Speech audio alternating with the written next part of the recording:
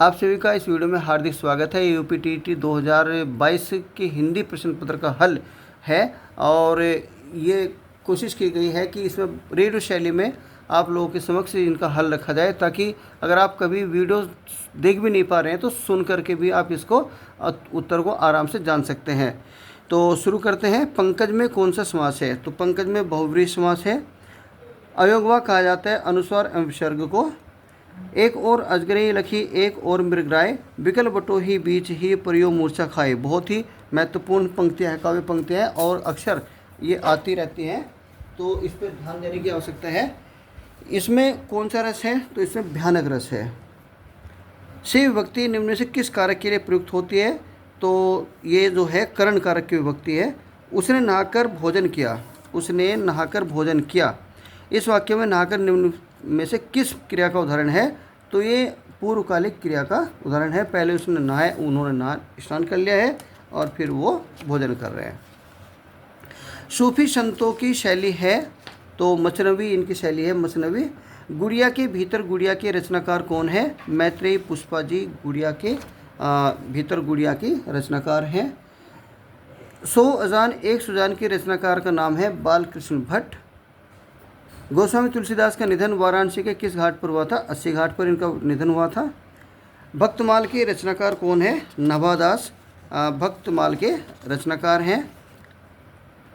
कौन सा वाक्य इनमें शुद्ध है? शुद्ध वाक्य है गलियों को चौड़ा करना आवश्यक है। बाकी जो परशुराम के क्रोधाग्नि ने क्षेत्र को जला दे गलत है। वृक्षों पर कोयल कोकरे ये गलत है। खेतों में लंबे लंबे घास उगाए ये भी गलत है। तो गलियों को चौड़ा करना आवश्यक है, ये सही उत्तर है। विद्यार्थी में कौन सी संधि है? तो विद्यार्थी में जो संधि है वो दीर्घ संधि है विद्यार्थी के अंतर्गत। कानन का पर्यायवाची शब्द है, तो कानन का जो पर्यायवाची शब्द है वह है वन, और इसके जो पर्यायवाची शब्द और हैं वो जंगल है, अरण्य है, विपिन है। वाक्य विग्रह का अर्थ क्या है? तो यहाँ पर 4 इसके विकल्प दिए गए हैं। इनमें सबसे सटीक जो विकल्प है वाक्य खंडों को अलग अलग करके उनका संबंध बताना ही वाक्य विग्रह का अर्थ है। तो पहला सही है। बिनु पग चले सुने बिनु काना, कर बिनु कर्म करे विधि नाना। तो इसमें प्रयुक्त जो अलंकार इन पंक्तियों में कौन सा है? तो इसमें विभावना अलंकार है। विभावना अलंकार क्यों है जरा इसको देख लेते हैं। इसकी परिभाषा, जहाँ बिना कारण के ही कार्य का होना पाया जाए वहाँ विभावना अलंकार होता है। अब इसका जो सरलीकरण देखते हैं कि इन पंक्तियों में भगवान के निराकार रूप का वर्णन किया गया है और बिना पैर के चलना, बिना कानों के सुनना और बिना हाथों के अनेक कार्यों का करना ही कारण को दर्शाता है, इसलिए यहाँ पर विभावना अलंकार है। निम्नलिखित में से कौन सी वाचन की शिक्षण विधि नहीं है? बहुत ही महत्वपूर्ण है। और व्याख्या विधि, अनुध्वनि विधि, संवेद पाठ विधि, ध्वनि साम्य विधि। अनुध्वनि विधि टीचर ने कुछ कहा तो उसके पीछे पीछे बच्चे बोलते रहते हैं। संवेद पाठ विधि टीचर ने आदर्श वाचन किया तो एक साथ बच्चे को पढ़ने के लिए बोलते हैं इस विधि में। और ध्वनि साम्य विधि यानी तुकान से संबंधित है। तो ये तीनों ही वाचन संबंधी विधि हैं। तो व्याख्या विधि एक एक्सप्लेन का कार्य करती है और ये उच्च कक्षाओं में ही लागू होती है, छोटी कक्षाओं में नहीं। तो व्याख्या विधि ही एक ऐसी विधि है जो वाचन से शिक्षण से संबंधित नहीं है। अभिवृत्ति संप्रत्यय क्या है? तो अभिवृत्ति जो संप्रत्यय है यह है संज्ञापरक संप्रत्यय, क्रियापरक संप्रत्यय, भावात्मक संप्रत्यय और वे सभी। तो यहाँ पर तो ये तीनों ही अभिवृत्ति संप्रत्यय हैं। तो इसका सही उत्तर होगा 4। हिंदी साहित्य के इतिहास के संबंध में modern vernacular literature of Hindustan किसने लिखा है? तो ये लिखा है जॉर्ज अब्राहम गियर्सन ने। इसका 4।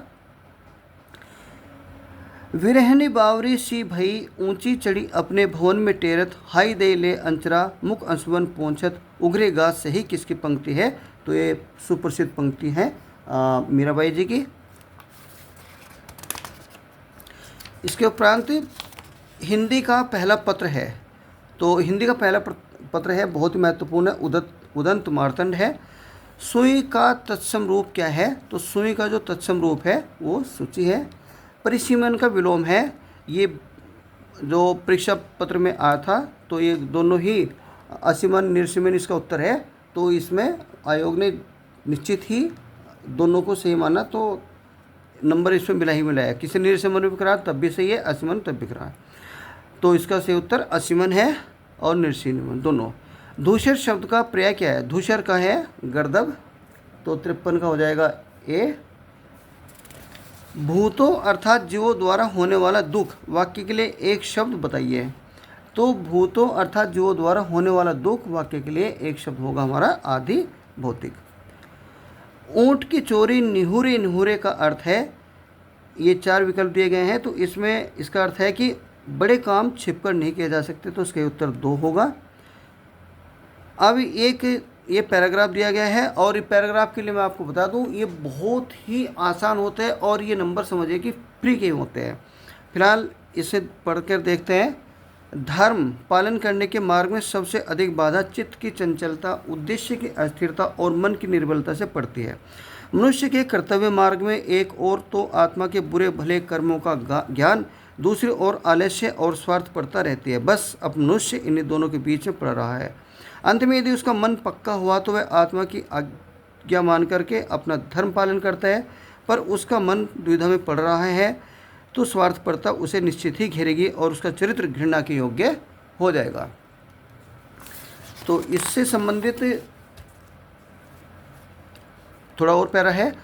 इसलिए यह बहुत आवश्यक है आत्मा जिस बात को करने की प्रवृत्ति दे उसे बिना स्वार्थ सोचे झटपट कर डालना चाहिए। इस संसार में जितने बड़े बड़े लोग हुए हैं सभी ने अपने कर्तव्यों को सबसे श्रेष्ठ माना है, क्योंकि जितने कर्म उन्होंने किए उन सब ने अपने कर्तव्यों पर ध्यान देकर न्याय का बर्ताव किया। जिन जातियों में गुण पाया जाता है वे ही संसार में उन्नति करती हैं और संसार में उनका नाम आदर से लिया जाता है। जो लोग स्वार्थी होकर अपने कर्तव्य पर ध्यान नहीं देते वे संसार में लज्जित होते हैं और सब लोग उनसे घृणा करते हैं। तो यहाँ पर देखिए कि आप सरसरी तौर पे पहले ही आप प्रश्नों को देख लें और फिर इसको पढ़ लें, और नहीं समझाए तो दोबारा पढ़ लें क्योंकि बहुत ही आसान है। तो उत्तर इसका अंडरलाइन करते चलें आप। तो यहाँ समय कम है तो इसमें सीधा मैंने डायरेक्ट ऐसे उत्तर देने की कोशिश करी है। धर्म पालन करने में बाधा डालने वाली प्रवृत्तियाँ कौन कौन सी हैं? तो देखिए, आलस्य अधिकता है, धर्म का ज्ञान न होना है, जानकारी कमी, तो कमज़ोर मन, उद्देश्य का निश्चित होना न होना तथा चंचल मूर्ति का होना, ये क्या है? ये धर्म पालन करने में बाधा उत्पन्न करती हैं। संसार के बड़े बड़े लोगों ने सबसे श्रेष्ठ माना है। किस चीज़ को श्रेष्ठ माना है? तो भाई जहाँ इस तरह की बात आ जाए तो वहाँ पर कर्तव्य को ही श्रेष्ठ माना गया है। निर्बलता शब्द में उपसर्ग और प्रत्यय का सही विकल्प क्या है? तो सही विकल्प है निर्बलता, तो चौथा इसका सही है, र में हल वाला सही है।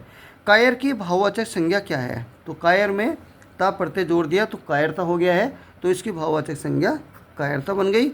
अपना मतलब निकालने वाला के लिए उचित शब्द क्या है? भाई स्वार्थी होता है जो ऐसा आदमी होता है, तो इसका सही उत्तर 4 है। आशा है यह वीडियो आप सभी के लिए विशेष उपयोगी सिद्ध होगी और ज़रूर आपको इसमें से कोई ना कोई प्रश्न अवश्य मिलेगा। तो पुनः सादर अनुरोध कि आपको और अच्छी वीडियो हम ऐसे प्रोवाइड कराएंगे, तो इसके लिए आपको आवश्यक है कि आप इस चैनल को सब्सक्राइब करें और हमारा मनोबल बढ़ाएं। धन्यवाद, मिलते हैं अगली वीडियो में, तब तक के लिए आप सभी को मेरा हार्दिक नमन।